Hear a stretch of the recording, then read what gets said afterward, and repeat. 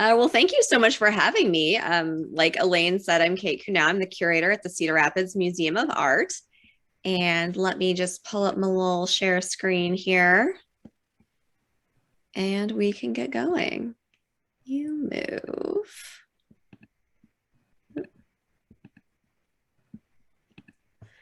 All right. So the Cedar Rapids Museum of Art, as I'm sure many of you know, has the largest collection of Grant Wood works in any public or private institution. We have around just over 200 of his pieces, which is really fortunate for us. We're incredibly lucky and blessed to have such a wonderful collection of his work. There we go. Always have to remind myself of how I move between slides when I get on Zoom. So we have, as I said, just over 200 works of his in the collection. And we are very fortunate to be able to span really Wood's whole career, from very early works to much later mature style pieces like the study for self-portrait that we see here.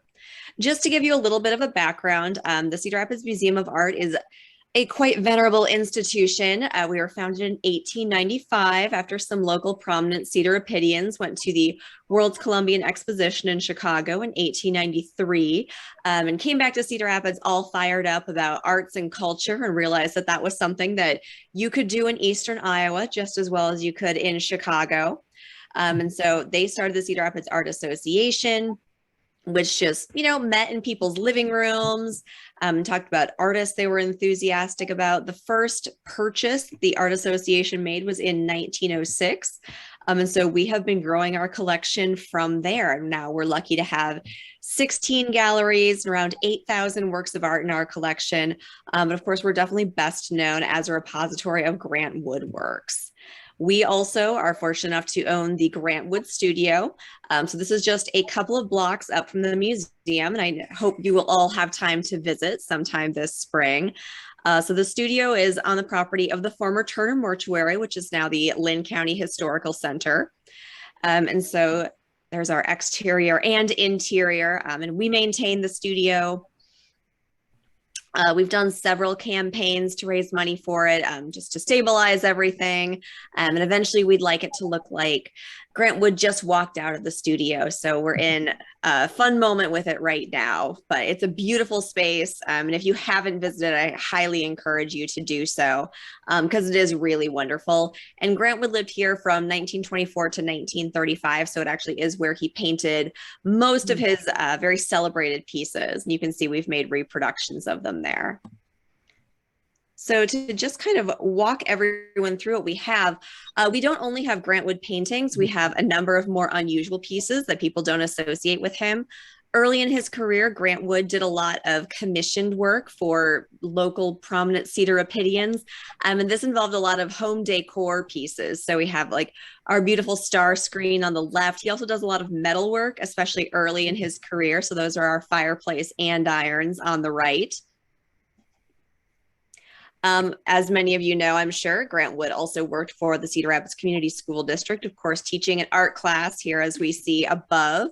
And the museum also has on loan to us the beautiful Imagination Aisle mural that he did with his art class. It's very delicate, but we do have it, which is a lot of fun.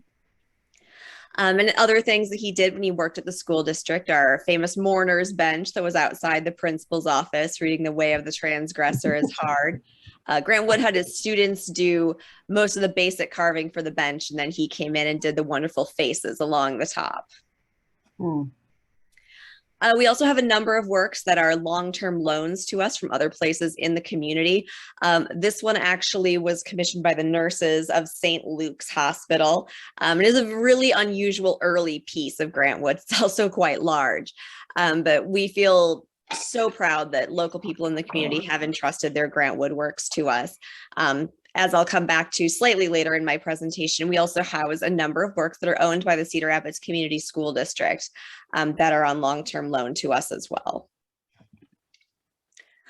So where we are maybe most ample in Grant Wood works is in his early impressionistic paintings.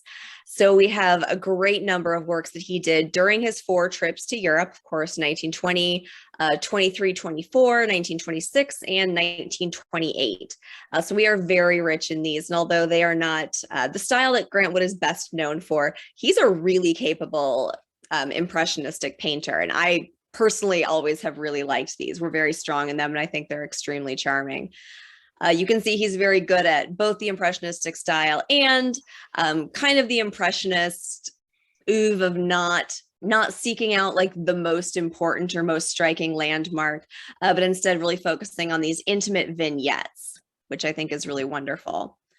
And as I said, we're very rich in these. We have a great number of them. And it's really fun to see them en masse. Of course, we also have other commission works. This is his famous corn chandelier that he did for the Hotel Montrose to go in the Iowa Corn Room. We have one of those murals stretched out, and we do own the others as well. So this is a really wonderful part of his collection, especially early in his career when he is doing a lot of commission work. It's fun to be able to see the interesting things he comes up with. Speaking of commission work, we also have almost every piece of the J.G. Cherry series, which he was commissioned to do by the J.G. Cherry Company in 1925. So this wonderful series of paintings. And even though this is during the decade of his career when he is still painting in the impressionistic style, I think the Cherry series really allows you to see where he's going in his mature style. Because of course, these were portraits and they were commissioned pieces. So his style really tightens up because of course, if you're commissioning a portrait of something, and this is actually kind of portraits of machinery, you want it to look like what it actually looks like. So he really tightens up his style from the much looser, more brushy, impressionistic way he had been working. And of course, we have some spectacular examples of mature style wood. Our portrait of John B. Turner, pioneer, which of course has the wonderful map of Cedar Rapids behind it. You can see the river kind of follows the rims of John B. Turner's glasses, which is a fantastic detail. And in this photo, you can actually see that originally the painting was meant to be an oval.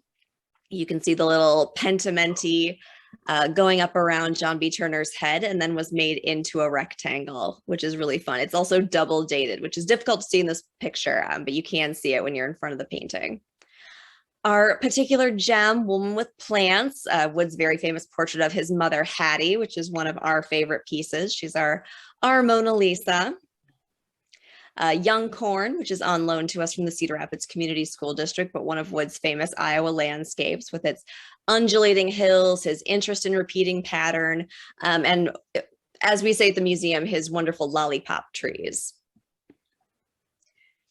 We also have a study for the mural at the Agricultural Sciences Library at Iowa State University. Thankfully, ours is a little bit more easy to display. But you can tell it's a study. Nobody has faces in ours. He's just kind of rounded out. So although they don't have noses or any other facial features, I do love that he's put farmer's tans on everyone. So you can block in the facial features later, but the farmer's tans were very important. We have a nearly complete set of all 19 lithographs that Wood completed during his lifetime. Of course, these were done in accordance with the AAA Association. He did 19 of them. And we have a wonderful collection of these. I think they're some of the most successful works that he did. And these, of course, came later in his career, 1937 to 1941. And we have the second to last painting that Wood ever created. We have Spring and Country, which is the pendant piece to Spring in Town, widely judged to be the last painting that Wood did before his untimely death. So we have a really wonderful collection of Wood pieces. Last year, we had a fantastic exhibition. Grant Wood revealed that really got out a lot of his early stuff that we don't often see. Works on paper, drawings, sketches, watercolors, anything like that tend to be very delicate. So the general museum rule is with a work on paper, you can have it up for 6 months and then it needs to rest for 60 or 5 years, just because paper breaks down much more easily than paintings do. So we got a ton of the old paper up. We had a really beautiful gallery with all of the metal work and other decorative commissions installed. which was a fantastic exhibition. But we do always have a gallery of kind of our greatest hits Grant Wood permanently on view. So when you visit, you will see some of our best pieces that we have available. That is kind of an overview of everything the museum has. I am happy to take any questions that anyone has. Oh, yes, please don't be shy. And I know a number of you saw the wonderful exhibit last year. I mean, it was spectacular. Just mind-boggling how wonderful. It was really fun to put together. Yeah.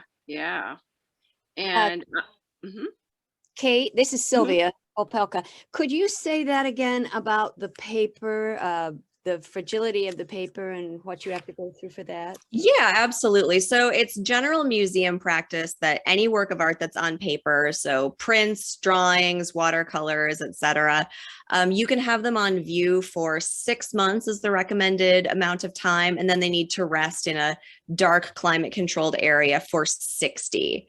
So that's what we generally shoot for as best practice, just because, as I said, paper just breaks down more easily. It's just a more delicate medium.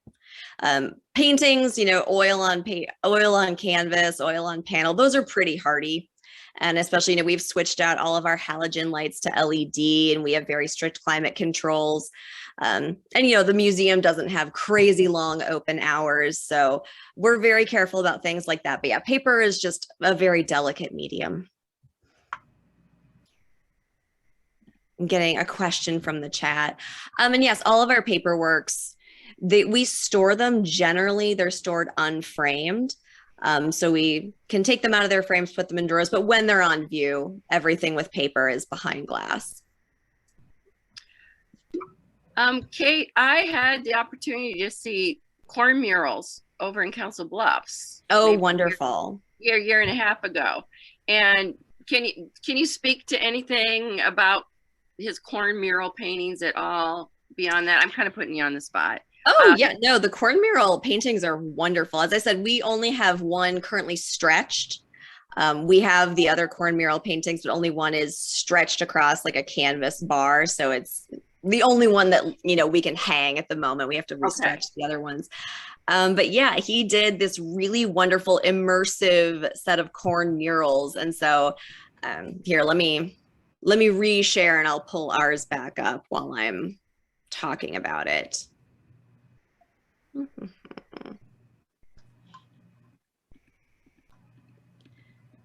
So yeah, these were a series of commissions done for hotels and the dining room. So there was going to be these Iowa corn room dining rooms to match the chandelier.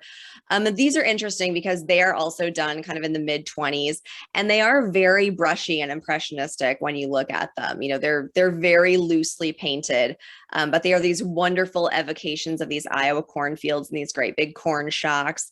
One of my favorite one of ours also has some pumpkins scattered throughout, which I really love. It's very autumnal, but they are wonderful. As far as I know, there were 3 rooms like this that he was commissioned for. As far as I know, our chandelier might be the only extant one. I saw we had kind of a bad remake floating around a while ago. But yeah, it's such a cool Iowa thing. Some of the murals haven't aged quite as well as one might hope. Grant Wood was always a little laissez-faire with how he primed his work surfaces. So some of them have had some rough aging, but they're really beautiful, interesting pieces. And of course, just so emblematic of Wood's work. Yeah, and they remind me almost of set pieces. Very much so.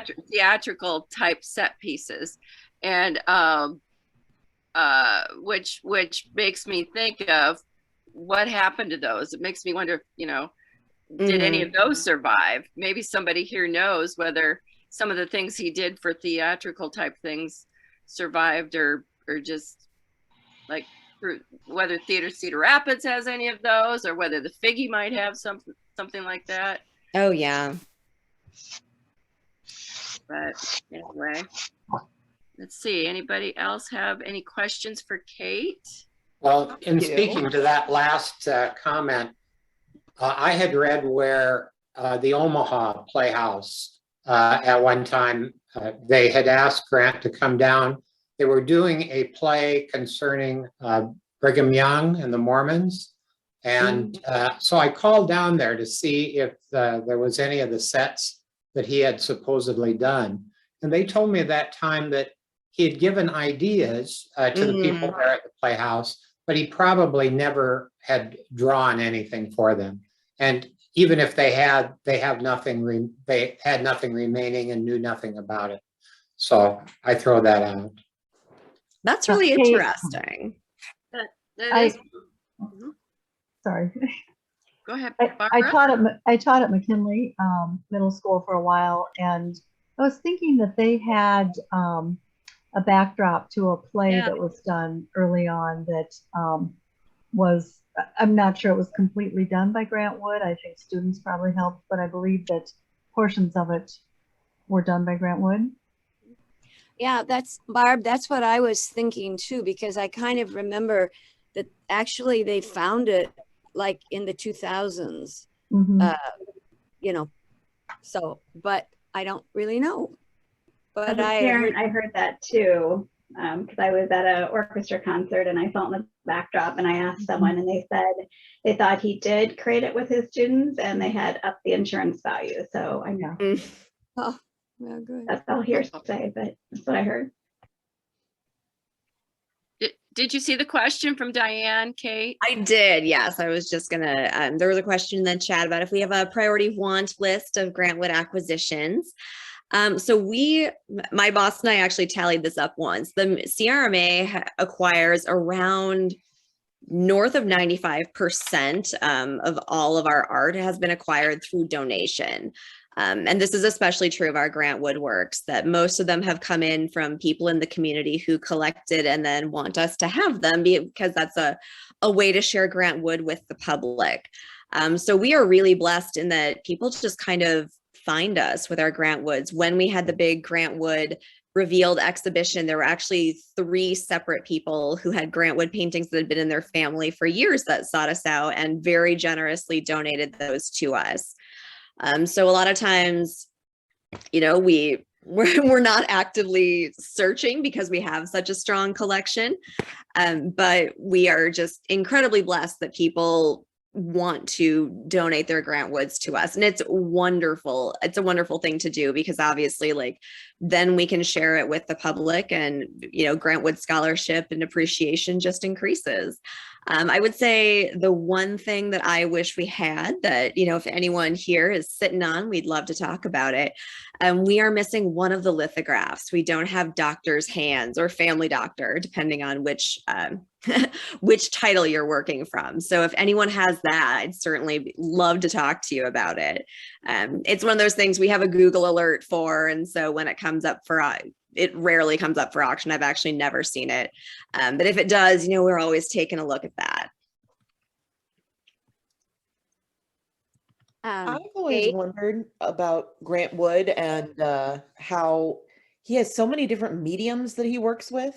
How did he get into all those different types of art?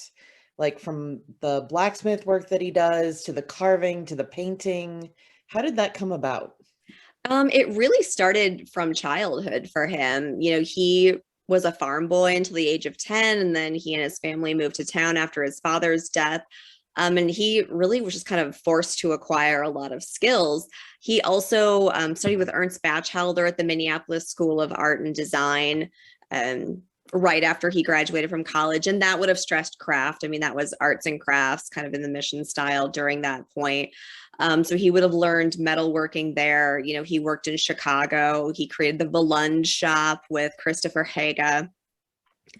And so he was a metal worker from way back, and that's just a very marketable skill when you can have that you could have in Cedar Rapids. He worked, you know, sometimes he worked the metal himself. Sometimes he would design the piece and then work with like George Keeler, who was the person who did the chandelier. So he would work with other skilled people. But he was just a man of his time where you just, you know, you had a lot of hands-on skills. He built the second house that his mom and Nan lived in Cedar Rapids. So he was just a handy kind of a Renaissance man. He does the sleeping porch at Bruce Moore. He was really doing anything he can early in his career to put food on the table. So he would really turn his hand to anything that people asked him to do, which interestingly is a very old artistic tradition. Back in the Renaissance and Baroque periods in Italy, if you were an artist, that was just kind of, well, then you can do stage sets and you can do sculptures and you can do architecture. There wasn't this specialization that we came to see in the 18th and 19th century, where you were a painter or you were a sculptor or you were an architect. So this generalization is actually a much older understanding of what artist was. So I always think it's really lovely that Grant Wood really embraced that. Sorry, that was a really long answer to that question. It was wonderful. Good answer. Mm-hmm. And I would like to welcome Shannon and Kathy to our session. We've just been having a grand time. So feel free to ask any questions or anything.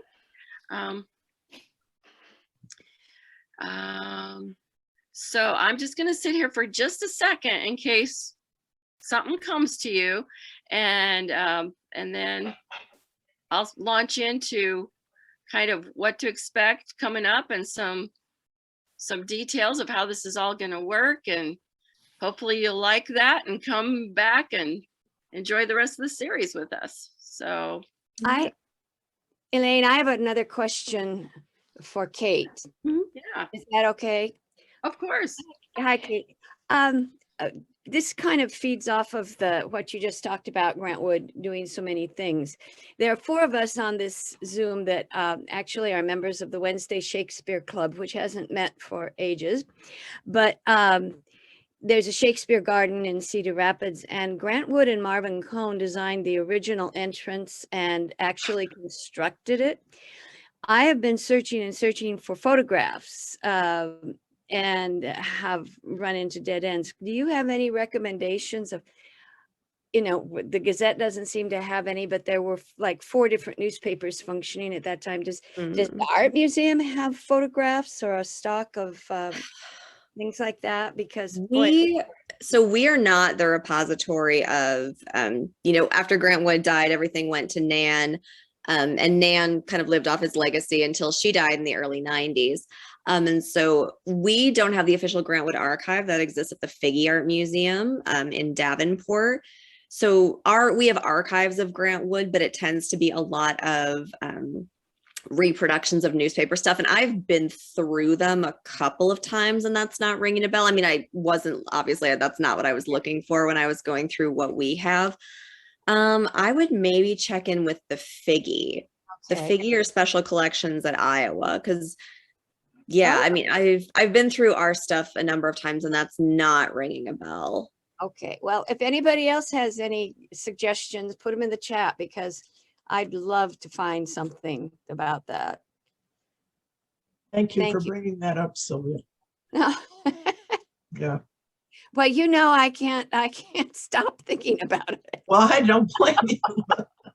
I do know that, but it's still, it was important. Yes. Okay, thanks. It's a really nifty thing, it'd be nice to fill in that gap, wouldn't it? Oh, because we have some pictures of, like in 1931 when they dedicated the bus and all that stuff. But I just would love to find a picture of Grant Wood and Marvin Cohn in their overalls, putting all the thatch up to make the beautiful, not sturdy entrance. Sylvia, you might want to check the chat. There's some suggestions in the chat for you. Okay. All right, very good, very good. Oh, I was going to ask Debbie if she's got any old boxes from Nan. Maybe she could look for me. Oh goodness. I do have some items of Nan's, but probably not those. Not the pictures you'd be looking for. I will tell a short story. So my Uncle Frank, who was Grant's brother, left a number of photographs. Elaine knows about this. Left a number of photographs to my uncle, and my uncle is going to be 97. So he calls me up one day and says, Debbie, I didn't know Uncle Frank was in World War One. I have a picture of him in his World War One uniform. And I said, oh, then the light bulb went off in my head and I go, Uncle Paul, Frank was never in World War One. That's Grant.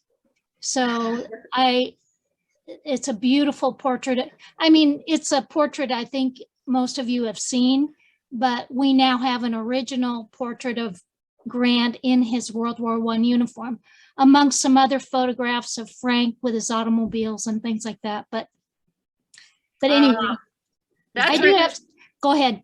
No, that's remarkable, Debbie. Thank you for sharing that. That's just really special. Yeah, it was like, oh my gosh, no, that's not Frank, that's Grant. So, you know, that was kind of funny. Yeah. But I was going to recommend, Sylvia, you know, Nanwood Graham scrapbooks that are all scanned, and with the University of Iowa, I think the Figge owns them, but they're all scanned and you can do searches. You can put in a word search and things will come up. And I found so many things I didn't know about, and there's lots of articles. And anyway, I can get you the link to that if you're interested. That would be fabulous. Yes, I would be very interested in that. Okay. So, thank you very much. You're welcome. Yeah, the University of Iowa collections do have wonderful searchable collections, because I think Kate, isn't the Eve Drulow collection coming? And they have some, if you guys don't know about Iowa born artist Eve Drulow and the exhibit that's coming to CRMA, you're in for a treat, because she's kind of the same era as Grant Wood. And yeah, very much so. She was born in 1899, and her style is, I would say, Thomas Hart Benton-ish. And very eclectic too, in her, because she traveled a lot. So anyway, not to get off of Grant Wood, but there is a connection. And if you're curious about another Iowa artist of some renown, boy, whew, she's got neat things there on that U of I website. She does. Yeah. Eve Drulow. Did she have 3 E's in that, or is just Drulow? Drewelowe. Yeah, there you go. I got it. Okay. So before we go down, oh, Debbie just posted in the chat, everybody, the link to the Grant Wood archive stuff. So feel free to snag that. You can Google it. You can Google it though. I mean, if you don't catch it, you can Google it. Yes, it's good. It's good. All right.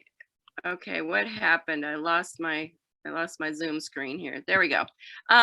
So are you guys okay with my kind of moving on to my slides about how the session works? And we can, if we have some time left, we can always start sparking those connections again among us all. Thanks, everyone. It was lovely to see everyone. Thank you so much, Kate. It was a joy and a pleasure. So absolutely. Don't be a stranger. Okay. Absolutely not. Thank you. We need to go visit her.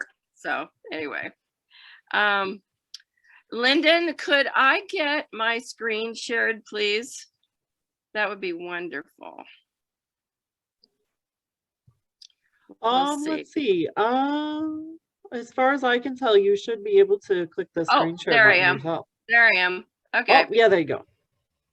Okay. All right, guys. So here we are. We're doing it. It's the Grant Wood Country Forum 2022. I want to just thank the Cedar Rapids Public Library, in particular, Kevin Delecky, Meredith Crawford, and Lyndon Galloway, who's with us tonight, so much for partnering with us. And also the Anamosa Library and Learning Center. Last year was our inaugural year for doing things Grant Wood in a forum, in a series with the library, and they are co-hosts with the Cedar Rapids Public Library. And our connection there was the wonderful Rebecca Vernon, who was the director of the Anamosa Library. Now she works with the Cedar Rapids Public Library. Her mom is here. it's a wonderfully small, beautiful world out there. And so we appreciate Rebecca so much in her role in helping us launch this series and now in expanding it. The Cedar Rapids Museum of Art, we heard from Kate. We're going to hear from Sean in a couple of weeks, executive director of the museum, the Cedar Rapids Museum of Art. And a shout out to the Iowa Poetry Association, Dawn Terpstra and Marilyn Bazinski, who are helping us to inspire poets in our creative writing portion of this forum. So thank you, thank you. And wanted to mention that kind of the spirit of this forum is that we are looking at kind of before, during, and after Grant Wood, the land and the people of Iowa. We're going deep. We're thinking about who Grant Wood was associated with and his life, his legacy, and the land that so many of us share and enjoy and appreciate. And so this really is a series for people who are into the art, the culture, and history of the area, and this iconic artist who is known around the world, you know, as one of the top 3 most recognizable paintings but in American Gothic, plus other things and people. And just, you'll be surprised where his things are and who knows about him. And so we'll be exploring that. This evening session, we already did that. We did our welcome activity. And this series is, yes, it's a 3-legged stool. It's part learning and exploration of all things Grant Wood. It's part building this wonderful community of people and connections to keep us all interested and inspired. And it is part right for creative writers. Oh, what happened to some of my slides are out of whack here. Okay, well, some of the topics that we're going to include the land for upcoming sessions are landscape in the making, Iowa's land, and also the people before Wood. The stained glass wonder of the Woods Veterans Memorial Window, Daughters of Revolution, Birthplace of Herbert Hoover, Stone City, Paul Engel, Portrait of Nan. We're going to have reading sessions. We'll circle back and we'll talk some more about this. This is in fact a 10-week series.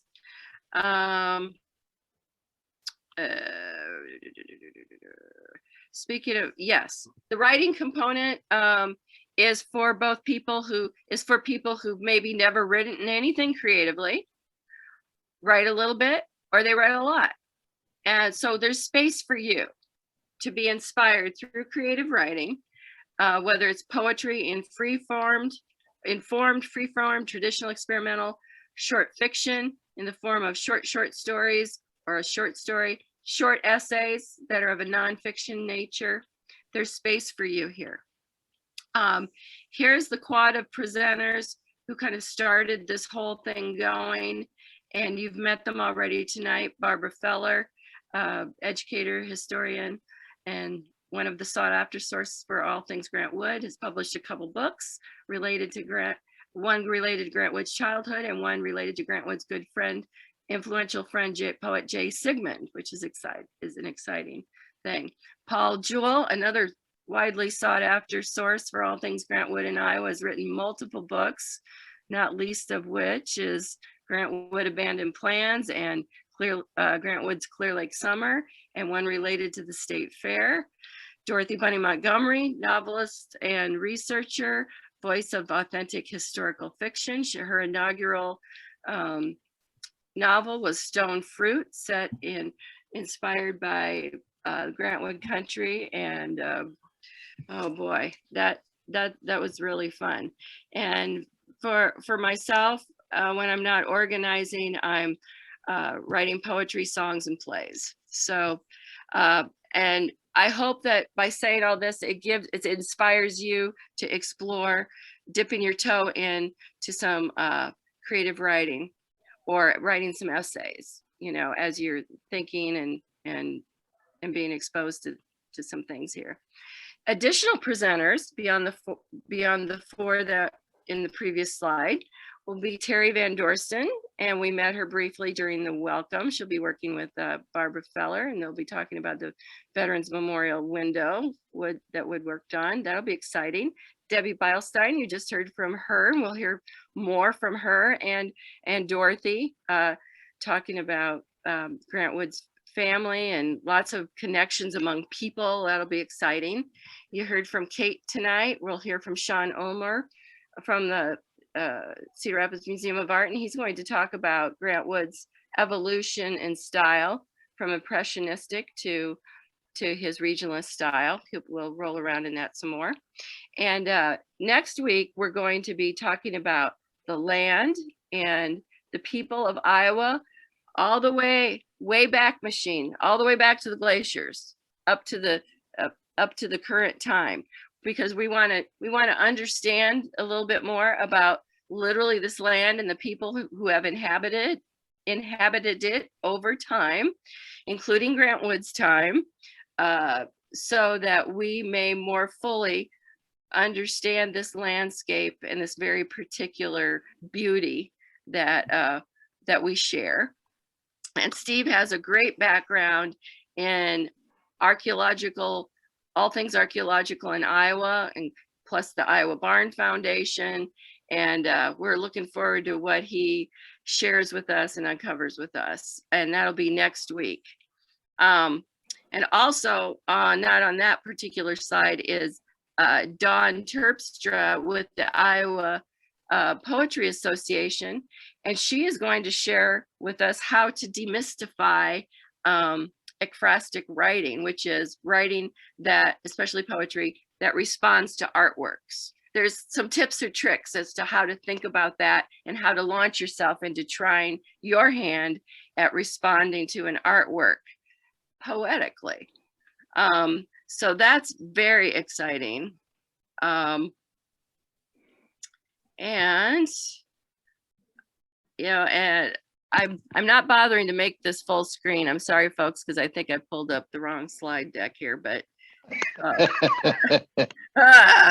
so anyway, yes, I'm showing my vulnerability. The series schedule, as you may know, starts tonight, and there won't be a session on February 21st. We'll go to April 4th.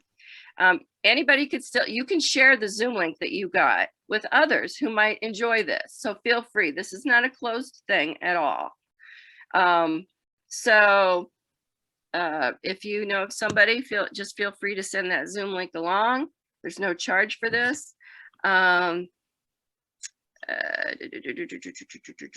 Participants, yes, let's talk about this. What is so fun this year, some of us last year put together a culminating publication called the Grant Wood Country Chronicle that kind of captured the spirit of, and this is all the things that were submitted to it, of the things we talked about and how people reacted to them in writing. And so it's just a very rich, it ends up being a very rich testimonial to what we experienced together and what we can put out there for posterity. Kind of a very authentic voice of those who care for this land and appreciate it and learn a lot about Grant Wood as we go. So very much appreciate that. The exciting part of that is that the Cedar Rapids Public Library is going to be developing both online and print culminating projects, probably still called the Grant Wood Country Chronicle. And so we'll be working with their designer, in-house designer, and there will be the submissions for those are, I'm talking about that tonight. The submission deadline is May 1st to submit any of your writing, which is after the series ends. And there's a reason for that. There's no submission fee. Those of you, and what we're asking is, if you're going to submit writing for this end publication, that you have participated in 2 presentation sessions and 1 reading session. And that what that does is that just helps us know that who is representing this publication has rolled around deeply in a fair bit of the content that we're sharing together, and which isn't a problem. It's just kind of, it's what everybody does anyway. So we'll be gathering people's writing by May 1st. And what we wanted to say is that if you're interested in having something included in our end projects, we're going to make sure you get something in there. We're going to work with you to be satisfied with it and happy with it and put it in there. How many pieces an individual person puts in our end project, culminating project, has yet to be determined. We got to kind of figure that out as we go and see what people are inspired to do. So before the May 1st deadline for submitting creative writing or any sort of writing, we've organized a date whereby I would love to meet some of you as you're available in Cedar Rapids at the Cedar Rapids Museum of Art on Saturday, April 9th. And we can be inspired together to visit their collection, go have lunch, and come back and look at 5 Turner Alley. And this would be a new way for you to encounter Grant Wood's work, literally. And I apologize for those of you who are out of state, but we really can have it both ways. We can all be together online, and those of us who are able can go in person and travel to some of these Grant Wood country sites. So I hope some of you who are around will be game for meeting me there on the 9th and having a good day of immersive Grant Wood experiences. Just know that the entry fees for 5 Turner Alley and the museum do apply that day. And what's already on the schedule too is a culminating celebration of everything we've done, again in person. These are the 2 in-person possibilities that come out of this series. And it will be held at the Living Learning Rooftop at the Cedar Rapids Public Library on Sunday, August 28th from 1 to 4. And this is in the spirit of kind of what they would do back in the 30s with Grant Wood and their Sunday happenings. And so so there'll be a chance for you to share some of your writings, and there'll be other things that we'll come up with to make this a lively encounter for us all. So those of you who are available, we'll be promoting this and inviting the public to come to this. And our authors our Grant Wood related authors, I'm sure some of them at least will be available to share their books and talk about those as well. So that'll be kind of exciting. And so I'll just circle back up to where we're to a reminder of next week. Steve Hankin and Don people of Iowa, and kind of the demographics of both the land and the people. And then Don Terpstra giving us some tips about ekphrastic writing in response to art. The other piece for you to know is that we will be sharing lots of kind of tips and tricks for sparking creative writing, some resources, some links, some quick ideas, some sharing some examples of some writing that we think are appropriate for this group. And so I hope you'll just enjoy rolling around in all of it.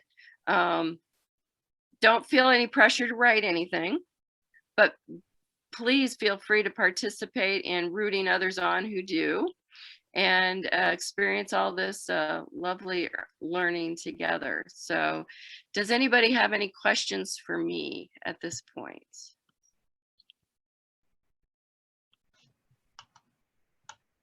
Like, here's an example of some things. Speaking of writers, We Are All Equals is a poem from 1938 that was in the Anamosa journal Eureka. Kind of, it reminds me of something that was on the poet's mind in the run-up to World War II, what was kind of happening. There in the middle there is a poem by J. Sigmund, which Barbara Feller will talk about him more, I'm sure. And on the right is inspiration from current poet laureate Joy Harjo, first first Native American poet laureate. So there's that.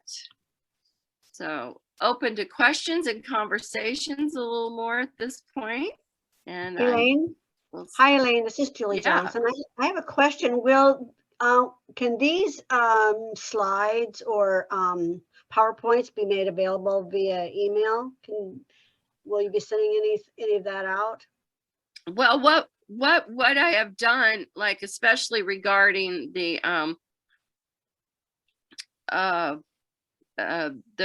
tips for writers and things, is I've included those in the chat as we go.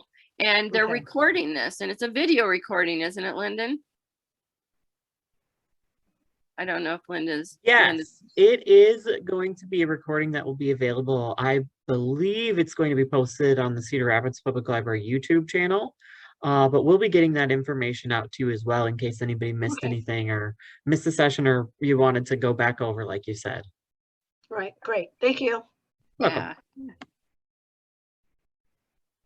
Yeah, and yeah, we're really evolving a lot together on this, and it's kind of exciting to see how people's ideas and inspirations end up manifesting themselves throughout the series.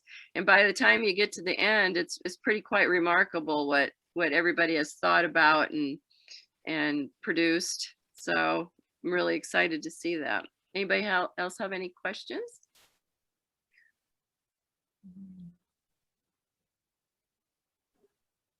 I would like to say thank you so much, Elaine. I had no idea what to expect going in. I'm not from Iowa and I don't know much anything about Grant Wood, but the overwhelming turnout of people who are so interested and know so much themselves. Thank you so much for organizing. Yes. Yes, it's my pleasure, and everybody here. It really is kind of a critical mass of Grant Woodiness, isn't it? Grant Woodiness.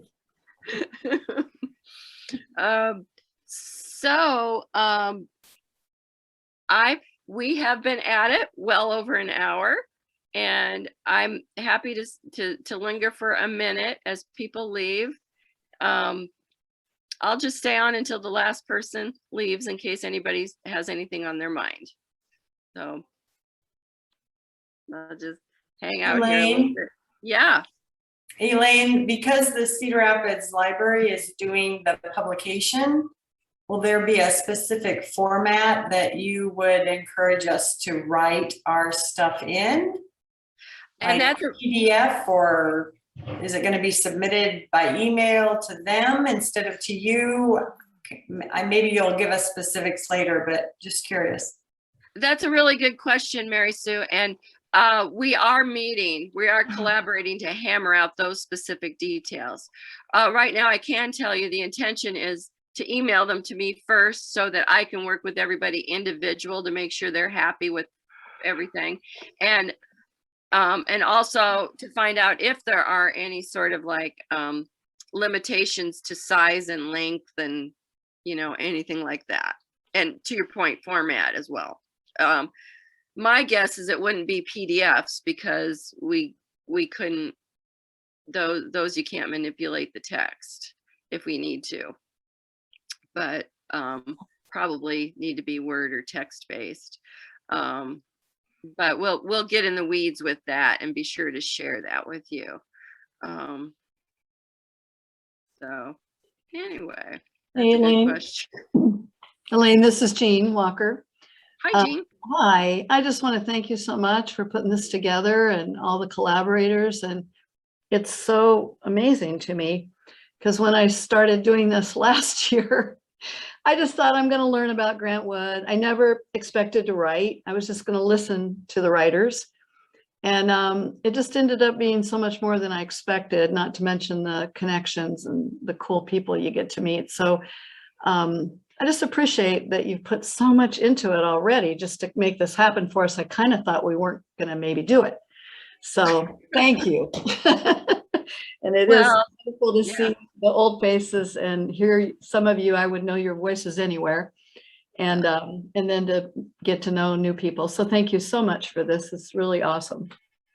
Well, it's lovely to have you. And I think it's a testament to the pull of this lovely area, as well as Grant Wood. But, I tell people since I moved away from Anamosa over to Newton, there's just something about the Cedar Rapids, Iowa City corridor, this whole area. There's just something about it. I'm sure people say that about lots of places, but anyway.